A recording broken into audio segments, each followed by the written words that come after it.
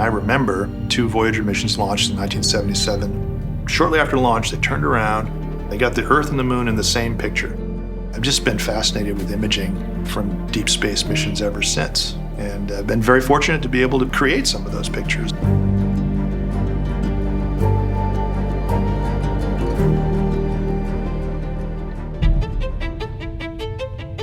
Psyche is what's called an M-class asteroid in the main asteroid belt between Mars and Jupiter.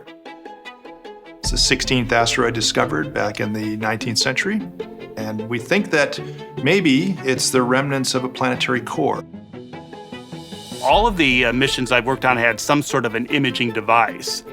Isn't that the first question that everyone asks? What does it look like? And so I've been dreaming about this object now for over a decade, and by then it'll be 2 decades I've been dreaming about this object. And then to see what it really looks like, what's more exciting than that? For Psyche, we know it's going to be a relatively dark object. So we have to have an instrument that can see in that sensitivity with a dark surface and still be able to resolve the features that we're looking at. The cameras on Psyche, we call them the Psyche multispectral imagers.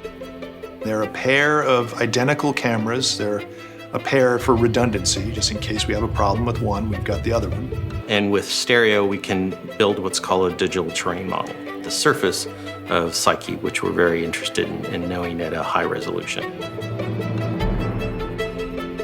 Using the different filters, we actually can infer geochemistry of the surface. We can also associate it with the gamma ray and neutron spectrometry data set to sort of really drill down into the composition of the asteroid. We'll also take pictures farther out into the infrared where these sensors are still sensitive and where we can get a little bit more information about the kinds of rocks and minerals on the surface.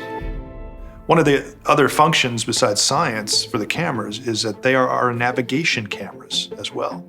This technique that was invented back in the 70s called optical navigation. Take pictures of stars and star fields, kind of like looking at a sextant on a ship hundreds of years ago. The same process is used in modern space missions as well. The instrument's actually being built by a company called Malin Space Science Systems. They built the LRO camera, they built Mastcam, they built Mastcam Z, they've built numerous other cameras that have flown to Mars. And they do the final fabrication and quality control before then delivering that instrument to JPL. No deep space camera system like this has ever been built. However, the components that go into the cameras all have a lot of experience in space, a lot of what NASA calls heritage. When we get to Psyche, we'll go into orbit. The imager will primarily work during orbits A and B to get the images, to characterize the surface features, to make the topographic map, and to get the color images, which will hint at the composition. Standard plan is that we're pointed straight down and we're snapping pictures as the asteroid rotates underneath them. Usually the most important image that everybody gets excited is that first image that we acquire that you get back.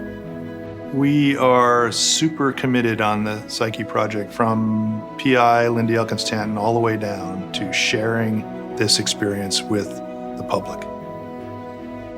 I think the only thing we know, and that's based on NASA's 50, 60-year experience now, is that it's not going to look like what we think it's going to look like. And it's going to be really interesting, whatever we find.